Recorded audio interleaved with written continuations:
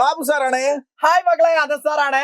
മക്കളെ, നമ്മളിപ്പോ വെക്കേഷൻ ഒക്കെ അവസാനിക്കാൻ പോവുകയാണ്. ഇനി ഒരു 1 വീക്ക് മാത്രമേ ഉള്ളൂ സാറേ. കൃത്യം ഒരാഴ്ചയില്ല. പക്ഷേ എത്ര പെട്ടെന്നാണ് ദിവസങ്ങൾ കഴിഞ്ഞു പോയത് നിങ്ങൾക്ക് തോന്നുന്നുണ്ടാകും. വെക്കേഷൻ സമയമൊക്കെ അടിച്ചു പൊളിച്ചു. ഇപ്പൊ നല്ല മഴയുടെ സമയം കൂടിയാണ്. കേരളം മുഴുവൻ നല്ല മഴയാണ്.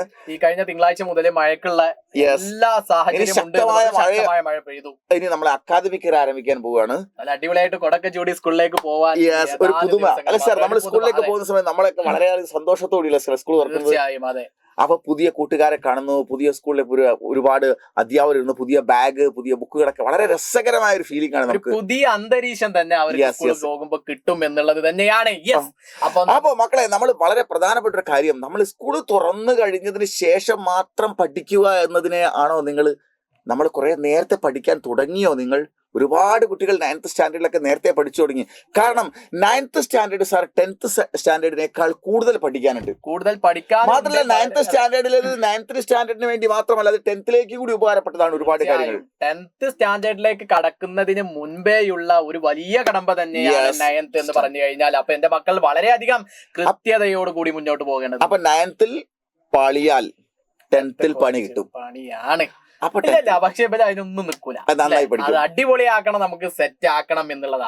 അപ്പൊ നമ്മുടെ വിഷയം ഏതാണ് എന്നുള്ളത് നമ്മുടെ മക്കൾക്ക് അറിയാം. മക്കളെ, നമ്മളെ ഹിന്ദി വിഷയം വളരെ ഗംഭീരമായിട്ട് 9th സ്റ്റാൻഡേർഡിന്റെ പ്രത്യേകത എന്ന് പറഞ്ഞാൽ 9th സ്റ്റാൻഡേർഡിലെ എല്ലാ പാഠഭാഗങ്ങളും വളരെ രസകരം. 12 പാഠഭാഗങ്ങളാണ് നമുക്ക് പഠിക്കാനുള്ളത് സാർ.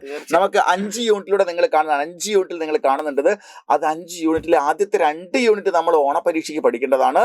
പിന്നത്തെ 2 യൂണിറ്റ് നമ്മൾ ഹാഫ് ഇയർലി ആകുമ്പോൾ പഠിക്കേണ്ടതാണ്. പിന്നെ അവസാനത്തെ ഭാഗം ചേർത്ത് മുഴുവനായിട്ട് നമ്മളെ ഫൈനൽ എക്സാമിനേഷൻ പഠിക്കണം. കുട്ടികൾക്ക് ഒരു ഡൗട്ട് ഉണ്ടാവും. ആദ്യത്തെ 2 യൂണിറ്റ് ഓണപരീക്ഷയ്ക്ക്, പിന്നത്തെ 2 യൂണിറ്റ് ഹാഫ് ഇയർലി എക്സാം വരുമ്പോൾ, പിന്നെ 1 യൂണിറ്റ് അല്ല ഉണ്ടാവുള്ളൂ കൊല്ല പരീക്ഷ. പിന്നെ എല്ലാം കൂടി ചേർത്താണ് പിന്നെ പഠിക്കുന്നത്. അപ്പൊ മക്കളെ, നിങ്ങൾ മനസ്സിലാക്കേണ്ടത് നമ്മുടെ അവസാന പരീക്ഷയിൽ 5 യൂണിറ്റ് ഉണ്ടാകും ഇല്ല എന്നുള്ളതാണ്. സാർ, ഈ കാണുന്ന പാഠങ്ങളൊക്കെ വളരെ രസകരമായ ഈസി ആയിട്ട് പഠിക്കാവുന്ന പാഠങ്ങളാണ്. പക്ഷേ പാഠങ്ങൾ വളരെ കടുകട്ടിയാണ്. തീർച്ചയായും അത് മനസ്സിലാക്കി എടുത്തെങ്കിൽ മാത്രമേ രസകരമാവുള്ളൂ. അല്ലാതെ അർത്ഥം മനസ്സിലാക്കാതെ, കൺസെപ്റ്റ് മനസ്സിലാക്കാതെ വെറുതെ കേട്ട് പഠിച്ചാൽ ഇത് നമുക്ക് രസകരമായ പാഠമായി അനുഭവപ്പെടില്ല എന്ന് മാത്രമല്ല 10th നമുക്ക് പടി കിട്ടുകയും ചെയ്യും. അതെ. അപ്പൊ നമുക്ക് എന്ത് ചെയ്യണം? അടിപൊളിയായിട്ട് സെറ്റ് ആയിട്ട് പഠിക്കണം എന്നുള്ളത് മാത്രമേ നമ്മുടെ സാർ, നമുക്ക് ഓണപരീക്ഷയുടെ പാഠം ജസ്റ്റ് നമുക്ക് പരിചയപ്പെടുകയാണെങ്കിൽ നമുക്ക് ഒന്നാമത്തെ യൂണിറ്റിന്റെ പേര് GM പറഞ്ഞ സ്കൂൾ തുറക്കുന്ന സമയത്ത് കുട്ടികൾ ആടി പാടി ചാടി സ്കൂളിലേക്ക് പോകുന്ന ചിത്രമാണ്. എൻജോയ് ചെയ്ത് ജീവിക്കൂ എന്നാണ്. അങ്ങനെയുള്ള പാഠമാണ്. അങ്ങനെയുള്ള മക്കൾ തന്നെയാണ് അവര്. നല്ല അടിപൊളി ടെൻഷനും കാര്യങ്ങളൊന്നും ഇല്ല. അവർക്ക് പഠിക്കും. അവർ സൈലന്റ് ക്ലാസ് കാണുന്ന ആളുകളാണ്. ടെൻഷനൊന്നും ഇല്ല. നല്ല അടിപൊളിയായിട്ട് അവർ. ഈ യൂണിറ്റിൽ നമുക്ക് 3 പാഠങ്ങളാണ് പഠിക്കാനുള്ളത്. അതിൽ ഒന്നാമത്തെ പാഠം ഓടിപ്പോകുന്ന 2 കൂട്ടുകാർ, ഒരു വീട്ടിലെ 2 സഹോദരന്മാരാണ്. ഷഡ്പടും നടുക്കടും. അവർ ബാഗൊക്കെ എടുത്ത് സ്കൂളിൽ നിന്ന് ഓടി വീട്ടിലേക്ക് പോകുന്ന രസകരമായ ഒരു കഥയാണ് ഇതിന്റെ അകത്ത്. ചെറിയ കുസൃതികളൊക്കെ അടങ്ങിയ നിങ്ങളുടെ ക്യാരക്ടേഴ്സിനൊക്കെ വേണമെങ്കിൽ നമുക്ക് എന്ത് ചെയ്യാം. പ്രത്യേകിച്ച് ഏതൊരു കുട്ടിക്കും ഈ പാഠം പഠിക്കുന്ന സമയത്ത് ഇതിൽ ഒരു ആൾ ഞാനാണോ എന്ന് സംശയിച്ചു. തീർച്ചയായും നമുക്ക് ഈ പാഠം നോക്കിയപ്പോ നമ്മളാണോ. നമുക്ക് ഈ പാഠം പഠിച്ച സമയത്ത് നമ്മള് അനുസാർ പറഞ്ഞ പോലെ നമുക്ക് നമ്മുടെ കുട്ടിക്കാലം വല്ലാതെ ഓർമ്മ വന്നു പോയി. അതുകൊണ്ട് തന്നെ വീണ്ടും വീണ്ടും പഠിക്കാനും വീണ്ടും വീണ്ടും വായിക്കാനും നമുക്ക് വല്ലാതെ കൊതി തോന്നുന്ന പാഠമാണ്. അത് കഴിഞ്ഞാൽ നമുക്ക് പഠിക്കാനുള്ളത് ബഹുത് ദിനോ കെ ബാദ്, ഒരുപാട് നാളുകൾക്ക് ശേഷം ഒരു പാടത്ത് നെൽക്കതിരുകൾ കൊഴുതുന്ന ഒരുപാട് തൊഴിലാളികളെ കാണാം. അപ്പൊ നമ്മള് ഇന്നത്തെ ഒരു പ്രത്യേകത, ഇത്തരം കാഴ്ചകൾ കുറഞ്ഞു വരുന്ന ഒരു സാഹചര്യം കൂടിയുണ്ട്. എന്റെ മക്കളൊക്കെ ഇത്തരം കാഴ്ചകൾ മനസ്സിലാക്കണം. ഇത്തരം കാഴ്ചകൾ വരുന്ന തലമുറക്ക് നിലനിർത്താൻ വേണ്ടി സഹായിക്കും. മാത്രമല്ല, കവി പാഠങ്ങളിലൂടെ പറയുന്നത് നിങ്ങൾ ഇതൊക്കെ കൃത്യമായി കണ്ടിട്ടുണ്ടോ? കാണുന്നുണ്ടാവാം, പക്ഷേ അതിൽ കാണേണ്ടതുപോലെ കണ്ടിട്ടുണ്ടോ എന്നുള്ള വളരെ രസകരമായ കാര്യങ്ങളാണ് ഈ പാഠത്തിലൂടെ. ഇത് നമ്മൾ പാടുമ്പോൾ, ഈ പാട്ട് നമ്മൾ പഠിക്കുമ്പോൾ നമുക്ക് ഒരുപാട് നമ്മൾ കുട്ടിക്കാലങ്ങളിലൊക്കെ നമ്മൾ കഴിഞ്ഞു പോയ കാര്യങ്ങളൊക്കെ നമ്മൾ ഈ കാണേണ്ടതുപോലെ കണ്ടോ, ചിന്തിക്കേണ്ടതുപോലെ ചിന്തിച്ചോ, ചെയ്തതുപോലെ ചെയ്തോ എന്നുള്ള ചിന്തകൾ നമുക്ക് ഇപ്പോൾ ഓർമ്മ വരും. ഇതൊരു കവിതയാണ്. പിന്നീട് നമുക്ക് ഇതിൽ പഠിക്കാനുള്ളത്, നമുക്ക് ഒന്നാമത്തെ യൂണിറ്റിൽ ബൂട്ടി കാക്കി എന്ന് പറയുന്ന ഒരു പാഠമാണ്. ഒരു മുത്തശ്ശിയുടെ കഥയാണ്. വളരെ മനോഹരമായ കഥയാണ്. ഇതൊരു ഷഷ്ടിയാണ്. ഷഷ്ടി എന്ന് പറഞ്ഞാൽ എന്താണെന്നൊക്കെ വിശദമായിട്ട് അവർക്കൊരു ആകാംക്ഷയും എന്താണ് അറിയാനുള്ളൊരു അനുകമ്പയും ഒക്കെ എന്താണെന്നുള്ളതൊക്കെ നമ്മൾ എന്ത് ചെയ്യും, അടിപൊളിയായിട്ട് നമ്മൾ പഠിക്കും. പിന്നെ നമുക്ക് ഓണപരീക്ഷ വരുന്ന 2ാമത്തെ യൂണിറ്റ് ഹരിയാലിക്ക് ചാവും, പച്ചപ്പിന്റെ തണലിൽ. വളരെ മനോഹര പച്ചപ്പിന്റെ തണൽ. പച്ചപ്പ് കൊണ്ടുണ്ടാക്കിയ ഒരു മരത്തിന്റെ ചിത്രമാണ്, ഒരു വീടിന്റെ പോലെ ചിത്രമാണ് കാണുന്നത് അല്ലെ, പച്ചപ്പിന്റെ തണൽ എന്നുള്ള പാഠം. ഇതിൽ നമുക്ക് 2 പാഠങ്ങളാണ് പരീക്ഷിക്കാനുള്ളത്. ഒന്ന് ഗർ. അപ്പൊ നിങ്ങളൊക്കെ താമസിക്കുന്ന നിങ്ങളുടെ വീടുമായി ബേസ് ചെയ്തിട്ടുള്ള നിങ്ങളുടെ വീട്ടിൽ മനുഷ്യരല്ലാത്ത മറ്റു അതിഥികൾ ആരെല്ലാം ഉണ്ട്, അതാരെല്ലാം ഉണ്ട്. വീടെന്ന് പറയുന്നത് നമുക്ക് വേണ്ടി മാത്രമുള്ളതാണോ? അല്ല. അപ്പൊ അത് നിങ്ങൾക്ക് ഒരു നിങ്ങളുടെ മനസ്സിൽ അപ്പൊ പിന്നെ വേറെ ആരായിരിക്കും അല്ലെ? അപ്പൊ നമ്മൾ പറഞ്ഞ ഒരു ആകാംക്ഷ ഉണ്ടാവും. അവിടെ നിൽക്കട്ടെ, ആകാംക്ഷയിൽ അവിടെ നിൽക്കട്ടെ. അടിപൊളിയായിട്ട് നമ്മൾ എന്ത് ചെയ്യും, ഡിസ്കസ് ചെയ്യും. ഒരു കഹാനിയാണ് അടിപൊളിയായിട്ട്, വളരെ രസകരമായ കഥ. ഇതിലുള്ള കഥാപാത്രങ്ങളെ നമ്മൾ വളരെ വല്ലാതെ കഥാപാത്രങ്ങൾ വീട്ടിൽ ഒരു അംഗത്തെ പോലെ നമ്മൾ കാണും. നിങ്ങളെ ജ്യേഷ്ഠനെ പോലെ തോന്നുന്ന ഒരു ഫർഹാദിനൊക്കെ നമുക്ക് പിന്നീട് നമുക്ക് പഠിക്കാനുള്ള വളരെ മനോഹരമായ ഒരു പാഠം കവിതയാണ് ഫൂൽ എന്ന് പറയുന്നത് ചാപ്റ്റർ രാംധരേഷ് മിശ്റിന്റെ അടിപൊളിയായിട്ടുള്ള ഒരു പാഠഭാഗം തന്നെയാണ്. അപ്പൊ എന്തിനാ ഈ പൂവിനെ കുറിച്ച് ഇങ്ങനെ പറയേണ്ട ആവശ്യം അല്ലെ? അപ്പൊ ഇത് വേറെ എവിടെ ഉള്ള പൂവിനെ കുറിച്ചായിരിക്കാം അല്ലെ? അത് ഇവിടെ ആയിരിക്കും മാഷെ, കാശ്മീരിലാവോ? ഒക്കെ നമുക്ക് പഠിക്കാനുണ്ട്. അതെ, ഇത്രയും കാര്യങ്ങൾ നമ്മൾ ക്വാർട്ടർലി എക്സാമിനേഷൻ കൃത്യമായി സെറ്റാക്കി പഠിച്ചെങ്കിൽ മാത്രമേ അതിലുള്ള ഓരോ വേർഡ് മീനിങ്ങുകളും അതിന്റെ വാക്യ ഗ്രാമറുകളും അതിന്റെ അകത്തുള്ള മാച്ച് ദ ഫോളോയിങ്ങും അതിന്റെ അകത്ത് വൺ വേർഡ് ക്വസ്റ്റ്യൻസ്, ഈ paragraph questions, letter, diary, different type of questions കൃത്യമായി കൺസെപ്റ്റ് മനസ്സിലാക്കി പഠിച്ചെങ്കിൽ മാത്രമേ സർ ക്വാർട്ടർലി എക്സാമിനേഷന് ഫുൾ മാർക്ക് കിട്ടുള്ളൂ. അങ്ങനെ കിട്ടിയില്ലെങ്കിൽ ക്വാർട്ടർലി എക്സാമിനേഷന് ആദ്യം നമുക്ക് ആ ഫുൾ മാർക്ക് കിട്ടിയിട്ടില്ലെങ്കിൽ പിന്നെ പഠിക്കാനുള്ള മൂഡ് നഷ്ടപ്പെട്ടു. ഒരു അക്കാദമിക് തുടക്കം നന്നായാൽ ഒടുക്കവും ഗംഭീരമാവും. അപ്പൊ അത്രേ ഉള്ളൂ. അപ്പൊ തുടക്കം നന്നാവുക. നമ്മൾ ആദ്യം ഞാനൊക്കെ പഠിച്ച കാലത്ത് കൂടുതലായിട്ട് അതിന്റെ ഉള്ള കണ്ടന്റ് ഒന്നും ഇല്ലെങ്കിലും തുടക്കത്തിൽ നല്ല മനോഹരമായിട്ട് പൊതിഞ്ഞ് നെയ്സ്ലിപ്പൊക്കെ ഒട്ടിച്ച് ആദ്യത്തെ 2-3 നോട്ടിലൊക്കെ പിന്നെ ഒന്നും കാണില്ല. അങ്ങനെ പറ്റില്ല. നമ്മളെ മക്കൾ വളരെ കൃത്യമായിട്ട് പഠിച്ച് ഇത് ഹിന്ദി മാത്രമല്ല എല്ലാ സബ്ജക്റ്റും നിങ്ങൾ ഇങ്ങനെ ഈ പാഠങ്ങളൊക്കെ നമുക്ക് കൃത്യമായിട്ട് നിങ്ങൾക്ക് മനസ്സിലാക്കണമെന്നുണ്ടെങ്കിൽ ഒരൊറ്റ മാർഗം, അതെ, നമ്മുടെ ബാച്ച് ഉണ്ട്. നിങ്ങൾക്ക് ഏറ്റവും അടിപൊളിയായിട്ട് നിങ്ങൾക്ക് ക്ലാസ് തരാൻ വേണ്ടിയിട്ട് നമ്മുടെ സൈലത്തിന്റെ മാഷ് എന്താണ് പേര്? Ninja batch. അടിപൊളിയായി ഓരോന്നും കൃത്യമായിട്ട് സ്റ്റഡി ക്ലാസ് നിങ്ങൾക്ക് കൃത്യമായിട്ട് ലൈവ് ക്ലാസ്സുകളും റെക്കോർഡ് ക്ലാസ്സുകളും എന്താണോ. നിങ്ങളൊരു യൂട്യൂബിൽ ഒരു ലൈവ് കണ്ടു അല്ലെ? ഇവർക്ക് സംശയം ഉണ്ടാവും, സാറേ ഞങ്ങൾ യൂട്യൂബിൽ കാണുന്ന ആളുകളാണ്, യൂട്യൂബിൽ നിങ്ങൾക്ക് ക്ലാസ് ഉണ്ടാകും, അതിൽ സംശയമൊന്നുമില്ല. പക്ഷെ ഓരോ സംഭവവും ഡീപ്പായിട്ട് എന്തെല്ലാം പഠിക്കണം അല്ലെ? അതിൽ നിങ്ങളോട് ചോദിക്കുന്ന ചോദ്യങ്ങൾ നമുക്കൊരു യൂട്യൂബ് ലൈവിന് ഇത്ര ഒരു സമയം ഉണ്ടാവും, മാക്സിമം ഒരു 1.5 മണിക്കൂർ. ഇത് നമ്മൾ ഒരു ചാപ്റ്റർ തന്നെ ഏകദേശം 1.5 മണിക്കൂറിന്റെ അടുത്ത് സമയം എടുത്തിട്ട് നിങ്ങൾക്ക് എന്ത് ചെയ്യും, സെറ്റ് ആക്കിയിട്ട് നിങ്ങൾക്ക് ഓരോ സബ്ജക്റ്റും ഹിന്ദി മാത്രമല്ല എല്ലാ സബ്ജക്റ്റും നമുക്ക് ഒരു പക്ഷേ ആപ്പിൽ നമ്മളൊരു പാഠം തീർക്കുന്നത് 2, 3, 4 പാർട്ടുകൾ ക്ലാസ്സുകൾ. അപ്പൊ ഒരു ചാപ്റ്റർ നിങ്ങൾക്ക് തീർക്കാൻ തന്നെ 4 മണിക്കൂറോളം സമയം എടുത്തിട്ട്, അത് മാത്രമല്ല നിങ്ങൾക്ക് കൃത്യമായിട്ട് എക്സാം നടത്തും. അപ്പൊ ലൈവായിട്ട് ഇതിന്റെ പ്രത്യേകത എന്താന്നൊക്കെ എല്ലാ മക്കൾക്കും നിങ്ങൾക്കൊരു ഡൗട്ട് ഉണ്ടാവും. അപ്പൊ ഡെയിലി നിങ്ങൾക്ക് എന്തുണ്ടാകും, ലൈവായിട്ട് ക്ലാസ്സുകൾ ഉണ്ടാകും. ഇന്ന് ഹിന്ദി ആണെങ്കിൽ നാളെ ഇംഗ്ലീഷ് ഉണ്ടാവും, മറ്റന്നാൾ നിങ്ങൾക്ക് എന്താ ഉണ്ടാവും, സോഷ്യൽ ഉണ്ടാവും. ഇത്തരത്തിൽ നിങ്ങൾക്ക് ക്ലാസ് ഉണ്ടാവും. ഇനി ആ ലൈവ് നിങ്ങൾക്ക് കാണാൻ പറ്റില്ല, സ്കൂൾ ക്ലാസിന്റെ ടൈമിലായിരിക്കില്ല ക്ലാസ്, അതെ, അല്ലാത്തൊരു സമയമായിരിക്കും ഈ ക്ലാസ് ഉണ്ടാക്കുക. അപ്പൊ ലൈവായിട്ട് ബാബു സാർ ഒരാൾക്ക് ഈ ലൈവ് കാണാൻ പറ്റിയിട്ടില്ല ഈ ആപ്പിൽ, അപ്പൊ എന്തുണ്ടാവും അവർക്ക്? നമുക്ക് അവിടെ ആ ക്ലാസ് അവിടെ തന്നെ ഉണ്ടാവും. അപ്പൊ നിങ്ങൾക്ക് റെക്കോർഡഡ് ആയിട്ട് കാണാൻ പറ്റും. പിന്നെ നമ്മൾ ഉപയോഗിക്കുന്ന സ്ലൈഡ് ഇപ്പൊ നിങ്ങൾക്ക് മനോഹരമായിട്ടുള്ള ഓരോ ചാപ്റ്ററിനെ കുറിച്ച് ഞങ്ങൾ പരിചയപ്പെടുത്തി തന്നു. ഇതേപോലെയുള്ള ഡീറ്റെയിൽ ആയിട്ടുള്ള നോട്ട്സ് നിങ്ങൾക്ക് എന്ത് ചെയ്യും, അതിന്റെ ആ ലൈവിന്റെയും റെക്കോർഡിന്റെ അവസാനം നിങ്ങൾക്ക് എന്ത് കിട്ടും, നിങ്ങൾ ഡൗൺലോഡ് ചെയ്ത് നിങ്ങൾക്ക് പഠിക്കാം.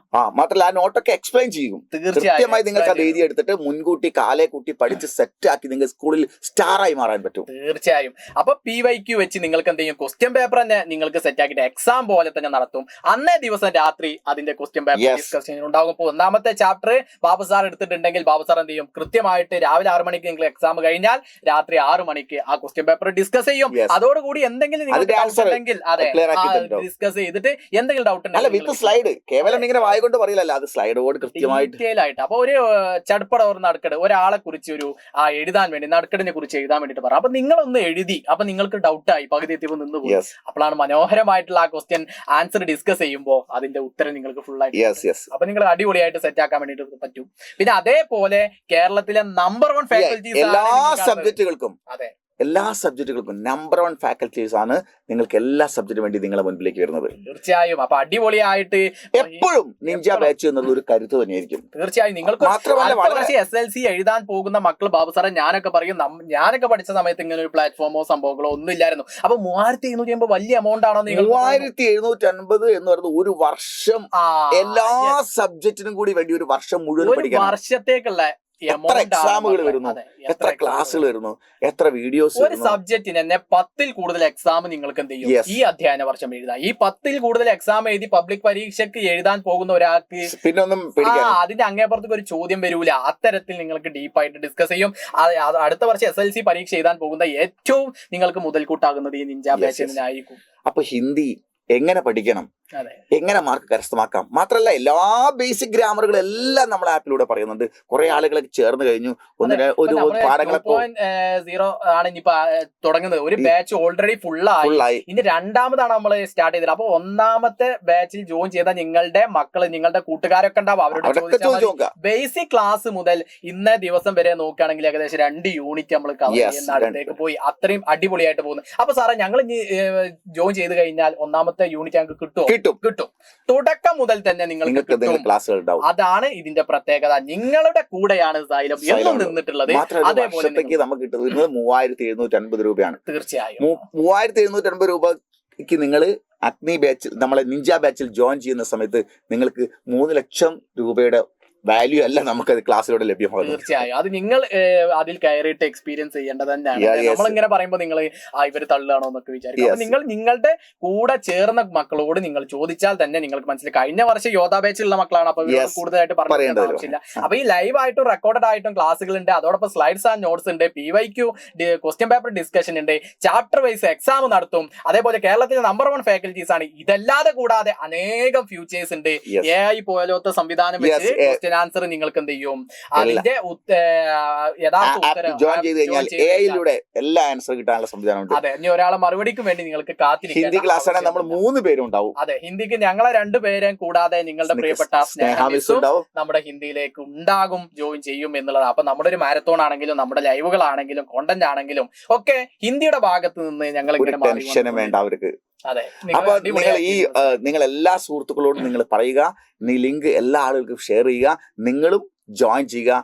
നിഞ്ചയിൽ ജോയിൻ ചേർന്ന് ഗംഭീരമായിട്ട് പഠിക്കാം. നമുക്ക് ഒരുമിച്ച് വലിയ പ്രയാസങ്ങളൊന്നുമില്ല, രസകരമായിട്ട്. ഹിന്ദി ആണല്ലോ അല്ലെ, ഹിന്ദിയൊക്കെ പഠിക്കുമ്പോ ആ ഹിന്ദി അധ്യാപകൻ വരുമ്പോ പെടങ്ങാറാണ് ഈ അക്ഷരങ്ങളൊക്കെ എന്നൊക്കെ പറയുന്നുണ്ട്. അങ്ങനത്തെ ഒരുപാട് കുട്ടികളുണ്ട് സാർ, അക്ഷരമൊക്കെ അറിയാം, പക്ഷെ എനിക്ക് വായിക്കാൻ അറിയില്ല. ഒരുപാട് കുട്ടികൾ എനിക്ക് വായിക്കാൻ അറിയാം സാർ, സെന്റൻസ് ഉണ്ടാക്കാൻ അറിയില്ല. ഒരുപാട് കുട്ടികൾക്ക് വായിക്കാൻ അറിയാം, സെന്റൻസ് ഉണ്ടാക്കാൻ അറിയാം, പക്ഷെ എനിക്ക് വേർഡ് മീനിങ് അറിയില്ല. ഇതൊന്നും അറിയില്ല ബാബുമാഷേ, ഇവർക്ക് പഠിക്കാനുള്ള മനസ്സുണ്ടോ?